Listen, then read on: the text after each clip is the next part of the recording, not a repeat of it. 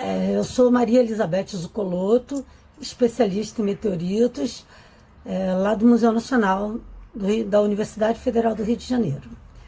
Então, a minha história com o Bendegó, eu acho que é desde criança, porque as pessoas falavam que o Bendegó estava lá na entrada do museu e eu nunca tinha ido ao museu. Então, eu fui a primeira vez ao museu e eu olhei o museu inteiro praticamente, meu pai com pressa, aquela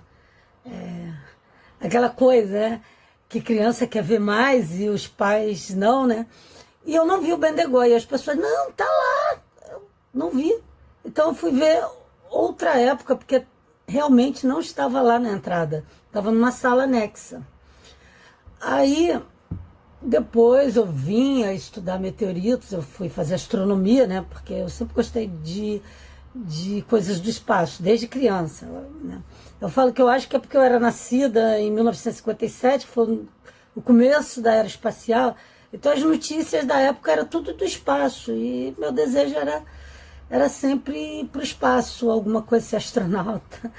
Mas o que era mais próximo do espaço que tinha era astronomia. E na astronomia eu descobri que eu podia tocar nos astros, não era algo assim, só lá muito longe. Tinha os meteoritos e era algum fragmento cósmico que caiu aqui na Terra e que a gente podia tocar e estudar. Então, daí eu fui me especializando em meteoritos, eu fiquei estudando lá e o Bendegó sempre foi o meteorito dos mais importantes do museu, era o maior do museu, o mais conhecido no mundo. Esse símbolo que resolveram ficar assim, que criar da resiliência do meteorito ali, é que são vários fatores, como eu falei. Um deles, quando abriu-se as portas ali no dia seguinte, estava lá ele lá. Eu falo assim, era imponente como uma fênix que ressurgiu das cinzas. Então, foi algo muito encantador quando abriu a porta e ele estava lá. E daí já surgiu que outras coisas poderiam ter sobrevivido ao incêndio. E na hora da remontagem agora, porque, por exemplo, está praticamente tudo retirado de dentro do museu, vai ser restaurado. Então, o meteorito em si, por ele ser daquele tamanho todo, é muito difícil de removê-lo de lá. E foram colocadas estacas também para poder escorar o teto. Então tá todo cheio de estacas em volta. Hoje em dia, até na foto lá, tá lá ele no meio das estacas todas.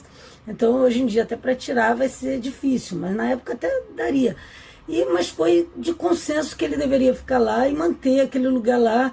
E eu achei assim uma coisa interessante, que ele vai acompanhar todo o processo assim da reconstrução do museu, tudo ele lá. Então, por isso que eu falei, ele está bem como um guardião na porta de entrada. Você abre, está lá ele, e acompanhando tudo que vai acontecer, porque ele não vai se destruir, não vai ter problema, cair alguma coisa em cima, nem nada, porque não corre risco de nada.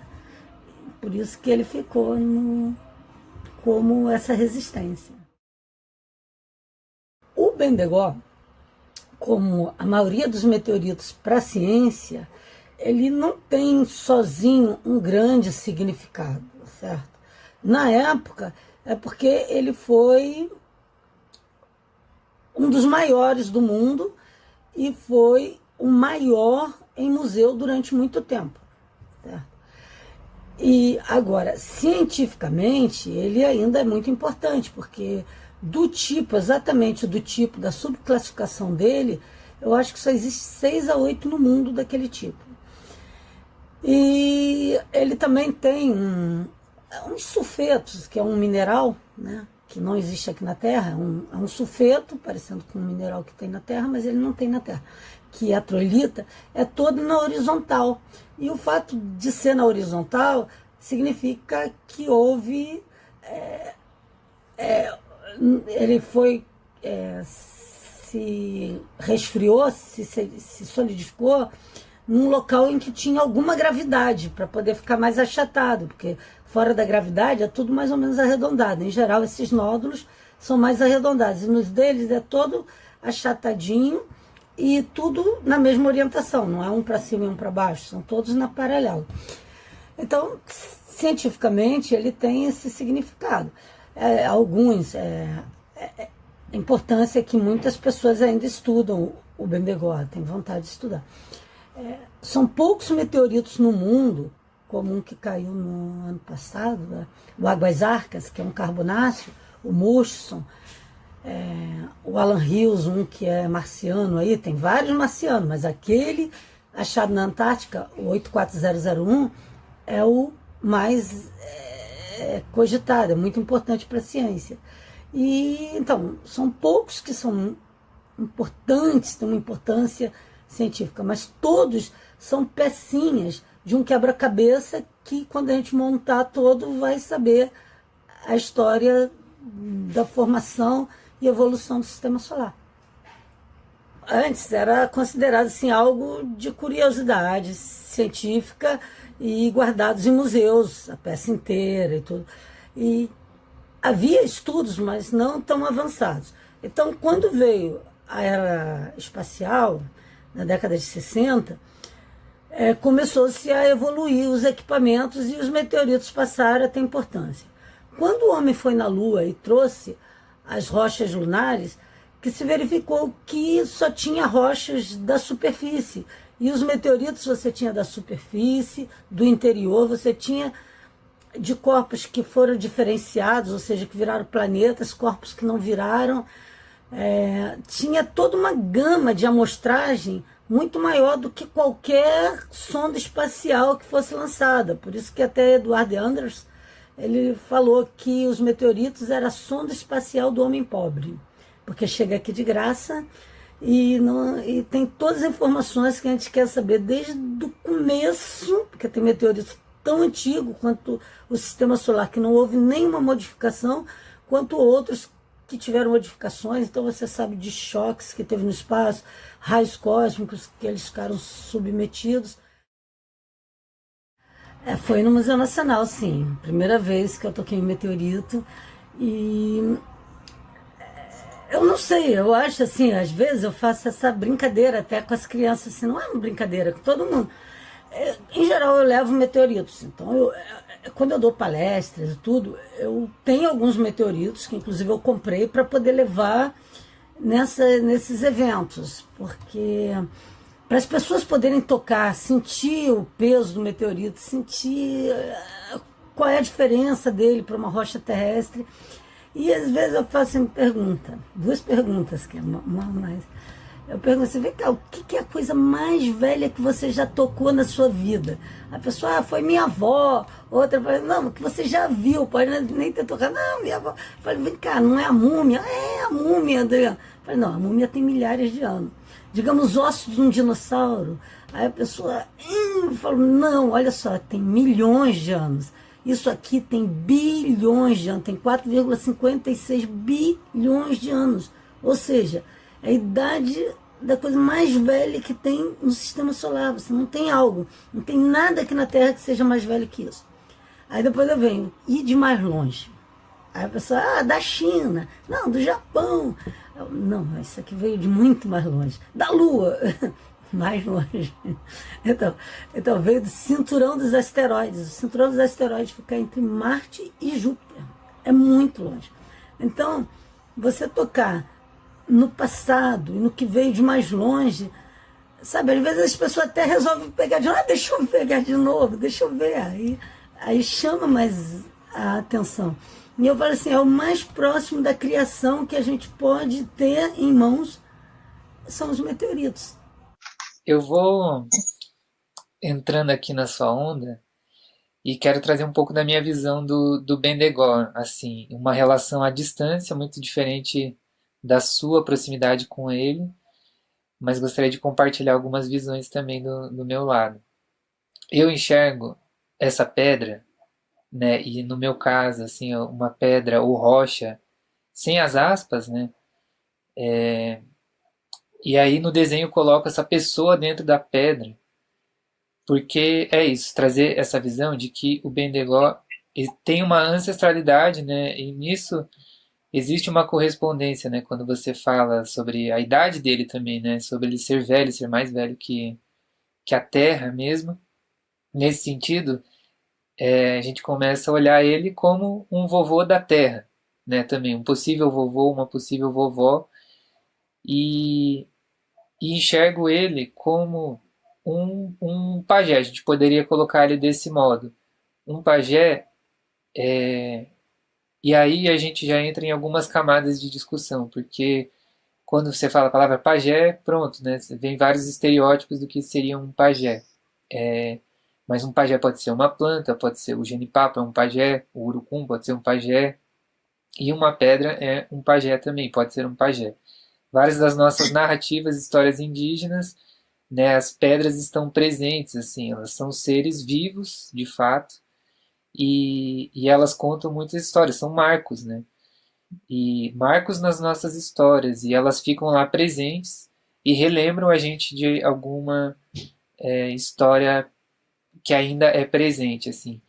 Então, nesse sentido, eu fico pensando como o Bendegó ele atravessou todos os processos de colonização também. Então, desde o transporte dele, assim como né, botar fogo nele ou a exposição dele, né? E os indígenas também passaram por esse processo, né? Onde indígenas que saíam lá do Maranhão eram enviados para a França e colocados em zoológicos, por exemplo, ou expostos como peças do passado também.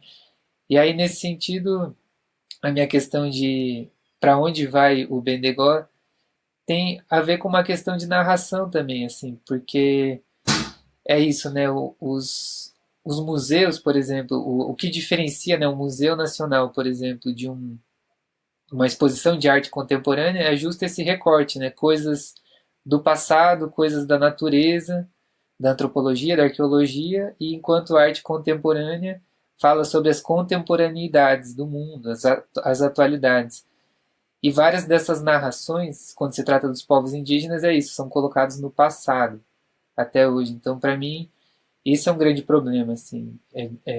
Ainda é difícil olhar as narrativas indígenas dentro de um lugar contemporâneo, como se não pudesse. Nesse sentido, o Bendegó eu vejo do mesmo jeito. Se a gente olha ele enquanto um pajé, né, então alguém que tem algo a dizer e contar a sua própria história também, na minha visão, ele ainda continua nesse processo de colonização. Quando se cortam as peças, estão cortando pedaços do corpo dele e enviando para vários lugares. Assim. E, e eu acredito que assim o magnetismo dele é isso, ele entende onde as partes do corpo dele estão viajando aí durante todo esse tempo. Então, para mim, tem várias dessas histórias que aparecem quando se olha o próprio Bendegó. E é isso, uma questão que vem para mim é esse: pode o Bendegó contar a própria história? Ou só os seres humanos podem contar a história dele? Né? Só os seres humanos podem narrar ou decidir para onde ele vai, para onde ele não vai. E toda essa história do guardião eu acho interessante, assim. Talvez realmente ele esteja nessa função ali, mas vejo ele muito como um mensageiro, assim. Também, que mensagem é essa que ele traz de atravessar vários fogos, né? Atravessar todos esses fogos, assim. E atravessar todas essas funções que ele é colocado, né? Então, é isso, esse próprio marco que você traz, né? Do o Bendegó sendo, digamos, um primeiro a legitimar a história dos meteoritos, assim. Então, essa é uma narração humana, né? De colocar ele nesse ambiente. Então, as coisas são colocadas em lugares e assim elas vão contando as histórias. Eu acredito que eu trago dessa maneira, assim, para fazer realmente um comparativo com as narrações das histórias indígenas, assim. E essa provocação de pode o Bendegó contar a própria história tem a ver com o próprio protagonismo indígena, né? Que esse é o momento que a gente vê hoje dos indígenas contando as suas próprias histórias. E aí, de volta, eu pergunto para você isso, né? Pode o Bendegó contar a própria história? Sim, o Bendegó, em partes, olha só. O Bendegó, você falou uma palavra ali, que o Bendegó, o meteorito, ele chegou a ser um núcleo, ou seja, ser o centro de um asteroide, de um planeta menor que não existe mais, porque se o núcleo está exposto, é porque ele se quebrou todo. Então ele era lá que nem um caroço lá, um caroço de uma azeitona. Então, se ele está partido, é porque ele se quebrou. E ele já foi soltando pedaços dele por aí, pelos cosmos aí, formando não sei o que, crateras em alguns outros asteroides. E aqui na Terra ele chegou e ficou ali, né? Até que ele foi observado e alguém notou, olha, isso é diferente. Então ali tudo começou, né? Depois, a história que a gente conhece é de quando alguém notou que ele era diferente. E aí ele foi um dos primeiros a ser reconhecido, foi estudado bastante, e ele ajudou a contar a história da nossa Terra, do nosso sistema solar. A história que a ciência aceita hoje, né? Que amanhã pode ser a ciência, eu falo que é diferente da religião, porque a religião está escrito lá na Bíblia e continua. E o cientista não. O que eu falo hoje é o que está provado pela ciência hoje. Amanhã vem alguém e fala outra coisa, consegue provar que aquela outra ideia é a certa, todos vamos acreditar naquela outra versão, né? Agora, eu queria falar uma coisa mais, que foi você falando, que foi me chamando a atenção, é que tem um outro meteorito, mais ou menos do tamanho do Bendegó, talvez até maior, que é o Oregon, o Willamette, é porque ele foi achado no Oregon. E ele era sagrado indígena dos povos lá.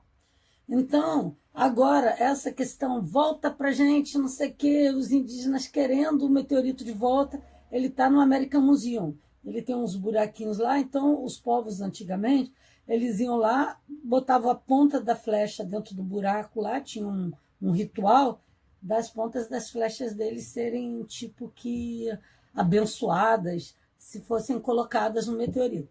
Então, o American Museum, ele, uma noite por ano, ele é fechado todo só para o ritual indígena. Eu queria falar uma última coisa antes da gente fechar, que ficou aqui comigo e não quero ir embora levando isso comigo, quero deixar com vocês também.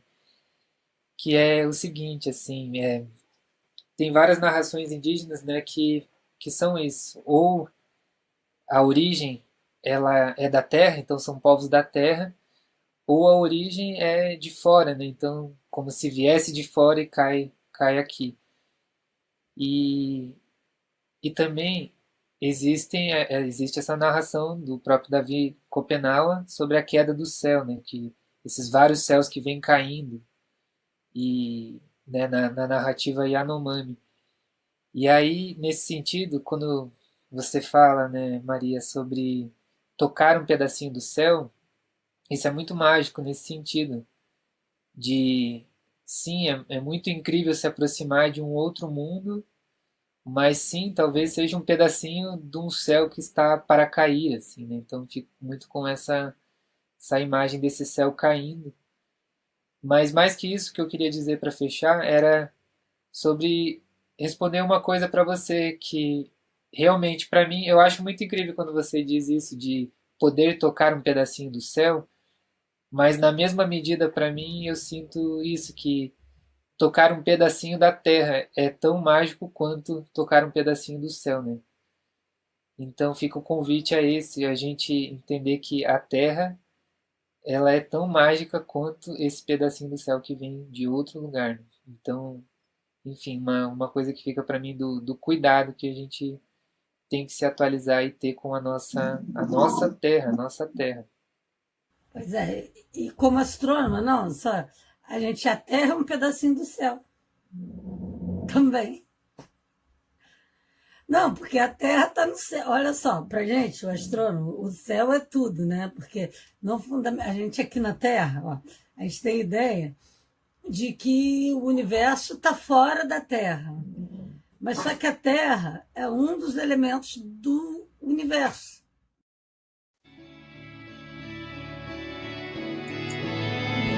Primeiros Ensaios, publicação educativa da 34ª Bienal, começou a ser construída há cerca de um ano, quando muitas das ideias e projetos para a mostra estavam tomando forma.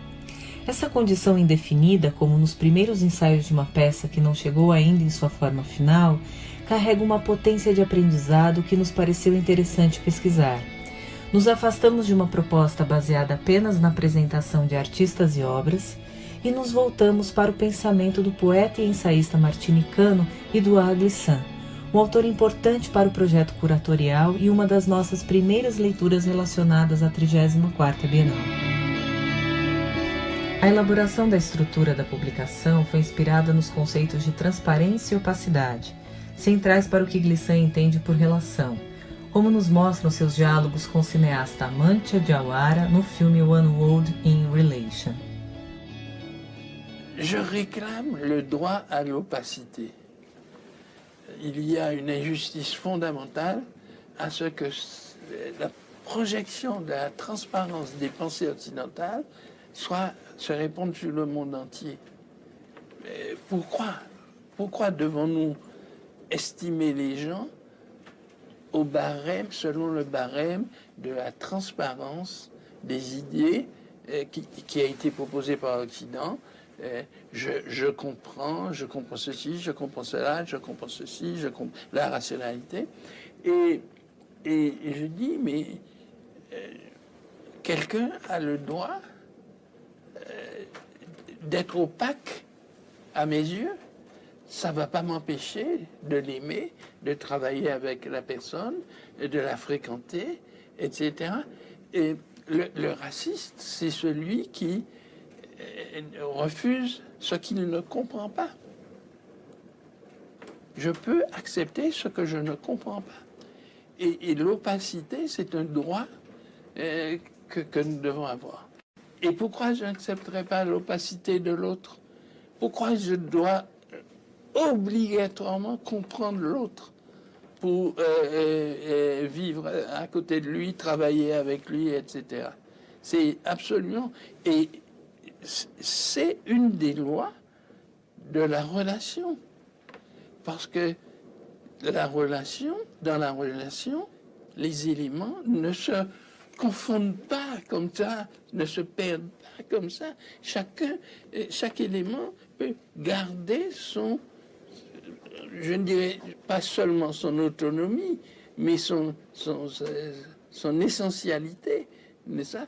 Tout le temps s'accommodant des essentialités et des différences des autres. Primeiros Ensaios aposta na coexistência de opacidades como uma estrutura potente para a construção de relações de aprendizagem com a 34ª Bienal. Acreditamos que participar de uma relação em que se busca a transparência, sem deixar de se reconhecer as opacidades, é um ato educativo. Glissant também relaciona transparência e opacidade aos processos de aprendizagem e de tradução. A aprendizagem e a tradução têm isso em comum. Tentam devolver a transparência ao texto. Elas se esforçam por lançar uma ponte entre dois tipos de opacidades. A de um texto que se confronta com o leitor iniciante, para quem todo o texto é considerado difícil, é o caso da aprendizagem, e a de um texto que se arrisca no possível de um outro texto, é o caso da tradução. Quando decidimos que essa publicação deveria dar visibilidade ao que estávamos vivenciando, nos arriscamos em uma possibilidade parecida: lançar uma ponte que pudesse traduzir, não a 34ª Bienal, mas algo de sua estrutura conceitual.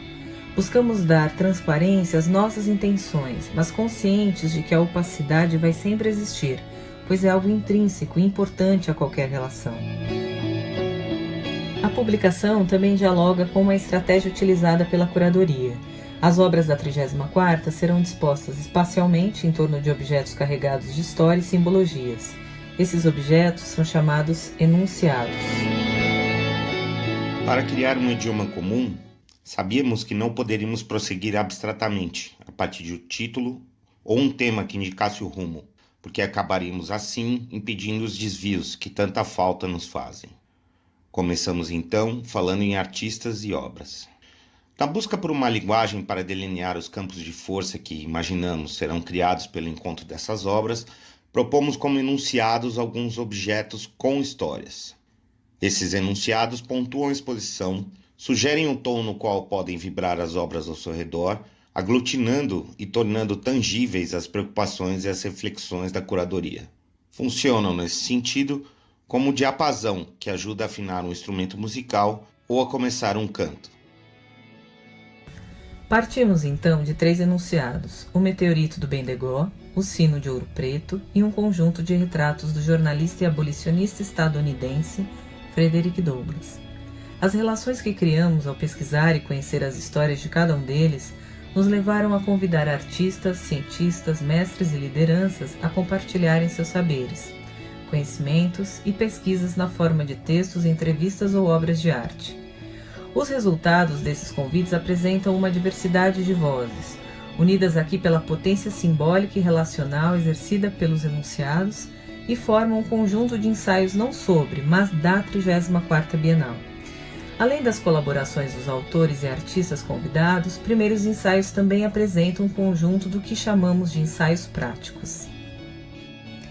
Inspirados em jogos e exercícios teatrais, os ensaios práticos convidam ao envolvimento do corpo e foram pensados como mais uma forma de relação com cada um dos enunciados. Primeiros Ensaios se estrutura em torno das relações que construímos com os enunciados da 34ª Bienal, ampliadas pela colaboração de diferentes agentes, formando um conjunto de diversos. Esses nossos primeiros ensaios são compreendidos como movimentos que não antecipam, não definem, nem encerram, mas ensaiam a 34ª Bienal. Eles são uma trama inacabada de relações que se abre agora para aquelas que cada leitor vai tecer.